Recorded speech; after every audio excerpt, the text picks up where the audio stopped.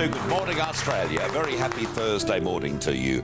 A couple of my producers said, "Boss, who do you want on the show on Thursday morning as lead guest?" And I said, "Get me Tony Martin." And they said, "Tony Martin, the American singer?" I said, "No, no." "Tony Martin, the Australian straight actor?" "No, no." "Tony Martin, the Queensland footballer?" I said, "No, get me the funny one." And they did. The one, the only, Tony Martin. Yes, that's my man. There are a lot. There are a lot of Tony Martins, aren't Yes, there? we're going to cull a few. It's getting out of control. Yeah. There's also the one in Black Sabbath. I'm sure you've got a lot of their albums. Oh, yes, of course, yeah. They rock along beautifully, don't they? They do. Because They I love never country stop. music anyway. That's what I've heard. Is there a Tony Martin in Black Sabbath? That's what I'm told, yes. I haven't There you bothered go. to confirm What are it. your musical tastes? Oh, look, I like a bit of a stage musical, Bert. Yes, give me one. The Producers, have you seen that one? by any Yeah, chance? running at the Lyric Theatre in Sydney. Only 3 weeks to go, booking through ticketing. Excellent. Yeah. I've heard it's very good. Actually, it was very good. I saw it. Are you up to the point now where you're just making stuff up? No, well, as a straight actor... Oh, okay, taking it, you're worshipping your yes, craft? it's all from within, as you know. You know, it's one of those shows that you don't tire of because the jokes are there for you. Tony Taylor, who's on the show a little later this morning, he is the understudy for Reg and for myself, and has been on a number of times. And he said to me once that the one thing about picking up the book of the Producers was that you could read it as a book and get the laughs because they're there and you could get the story. And what sort of advice? I'm sorry that I'm just interviewing you. No, now. that's okay. No, I enjoy this. And we'll be having more guests. Yes. But what sort of tips do you give to the understudy who plays you? Don't go on. No, as a matter of fact, Tony is wonderful. He covers me, and he, as I say, covers Reg too. Right. But enough of him. What do you think about me? I can't get enough, but I've been going on radio shows and they're going, when does your publicity tour finish? And I say, it's a well-known thing in show business. All roads lead to birth. That's right. I'm always the last. This is where it always ends. Yes. Yes. I always watch Rove on a Tuesday night to make sure I know who's on Wednesday morning. Because it's Rove and then it's me next day, and then that's the end of the penny section. They're never heard of again. No, that's it. But in your case, you have been heard of many times. I just happen to have a copy. There you go. And it's terrific. Tony is the sort of bloke, I mean, you don't know whether he's going to pop up on radio, television, do his excellent writing, which he's done this time around, and it's a beauty, and I recommend it. Well, you know, Bert, I just have to say, you know, why do one thing properly when you can do a number of things with middling success? That's my policy. Exactly. And you have, I mean, you've run the gamut, as they say. I have, yes. But radio, television... shopping centres surely must be next. Yes, all morning television. Well, of course, now you're doing morning television with me. When you look back upon your career, as a little boy in New Zealand, did you ever realise that you were... Oh. You're watching yourself? Hang on, what have you got? Everything. We've got everything here. Did you ever dream that you would tear asunder a country like Australia? No, no. Australia was... I can't remember. We got no information about Australia. We had very little idea of what was going on. Norman Gunston was the only show that we got in New Zealand, and we thought, well, that must be normal, straight Australian entertainment. Yeah. And that was really...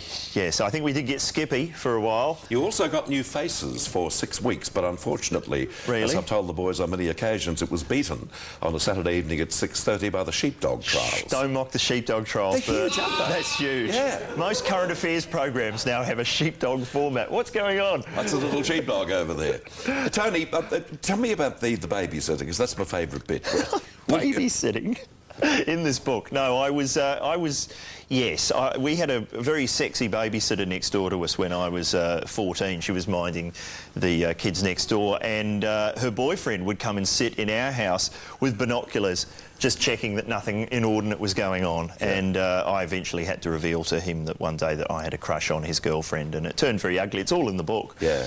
Doesn't sound like a fit subject for comedy, really, does it? But no, but it's interesting. And did she ever realise that you fancied her? I kept going over with comic books that were mine, claiming that they belonged to the kids there. Just going, I've just come back to return these comic books, which all had my name Dymo taped on the front, which was a bit of a giveaway. She's a sexy bird, was she? That's right, Bert. Can you say that this early in the... Oh, of course you can. This show's gone blue. No, it's terrific doing a show like this because you say something like that, and because it's morning, by lunchtime they've forgotten it. Really? Which is terrific. What's next for you? Well, I'm working on a film with Mick Molloy called Boytown. Now, tell us about this. Yeah, it's not gay pornography. I know that's what you're thinking. Yeah. It's about a boy band that gets back together from the 1980s. Right. Ill-advisedly gets back together. Is there a stage mother in this particular script? I think there might be, yes. What are you saying you could frock up for Someone that? whispered to me it might be a terrific role for Patty. Really? That's actually true. That's actually true. She would be very good. Would she be interested in being Mick Molloy's mother? That's a very disturbing job. There's a lot of laundry, picking up underpants all day. Oh, don't talk about it. Do you remember the time that you and Mick were here on the show together? That's right. That's been digitally remastered now. But Yes, isn't it good to know we've that got it here. moment Have a look at this. Has been. There he is with just his knickers on. So that was where Tom Cruise got the idea for that action. If he did that now, this couch would collapse, Yeah. I'm afraid. He then went to Channel 9 and worked very sedately over there. That's right. Hey, we actually did a pilot here last December in this very room. Did you really? We did, using a lot of your crew members, and we've never heard back. They've At never all? called us. Is that a good sign? Well, what sort of show was it? It was humorous comedy skits as per usual. And no call at all. They haven't rung Nothing you. at all. Is that good? Who did you leave it with? I think we left it with hot dogs. Is that a good thing to do? We shouldn't have left the tape with him. Is that No, a well, I mistake we think made? Glenn McDonough might be able to help you out there, or maybe the winner of this year's Australian Idol. Oh, But, yeah. right. So it was just you and Mick, was it? It was me, Mick and Robin Butler and Wayne Hope, and I think the language was fairly clean. I'm not sure.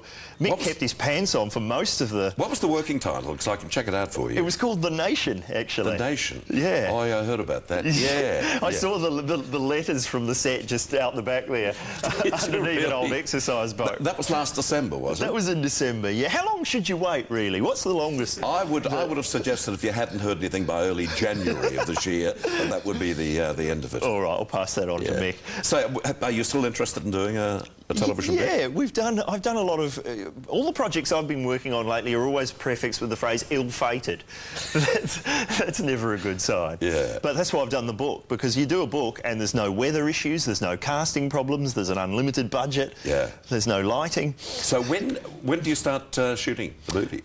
It starts in about a month's time. Right. And here's what Mick... How's this for saving money? I've got to play a documentary filmmaker in Mick's film, following the band around. Right. And after I've signed the contract, he's gone, oh, by the way, can you actually make the film that you're making in the movie? Because we need it for the DVD. So Isn't that beautiful? That's Mick saying that. Yeah, it's like hiring someone to play Hannibal Lecter and then going, by the way, can you kill 6 people as well? Just to save some money. So that's what I'll be doing. So when will that be out? For Christmas next year, probably? For Christmas next year, and then in the little stacks in front of the service station about a month later. That's the plan. Anybody else cast in the show? I'm not sure what I'm allowed to say, but I think Glenn Robbins might be in it. Oh, there's a lot of really foolish dancing in this movie. Yeah. So Glenn Robbins he's one of the best bad dancers in the country. The last movie that was made by Jamoan, the casting agency rang me and said, there's a little piece in the movie which we'd love you to do. It would really suit you. Would you be interested, Bert? I said, oh, yeah, of course, I'd love to do that. And didn't hear back from them at all, which is your experience with your pilot. And eventually I rang them and they said, oh, terribly sorry, didn't get to you. We just felt it wasn't right for you. We think you would have been too Bert Newton. To play... And I had to say, well, why did you call me in the first place? And who are you going to be playing? Bert Newton? Yeah, well, it was a camp little guy around a clothing shop, so I would have had to have drawn upon my acting powers and the whole thing. So you're playing the documentary maker in the movie. Yeah, that's right.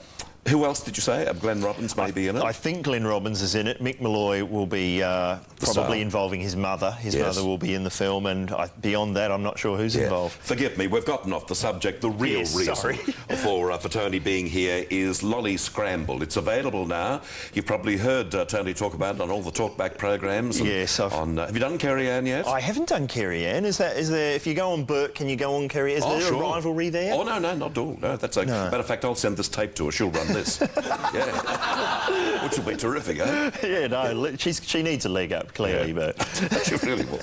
You've got to give me a call. Anyway, this is the book. It's Lolly Scrambled by Tony Martin. Thanks, As you can understand from our little chat this morning, you can imagine how much I always love to have him on the show. It's been too long since we've had that pleasure. No, it's always fun. Cheers. Thanks a lot. Thank you, Bert. Tony Martin. and recommend the book to you, as I say. A lot of great stuff.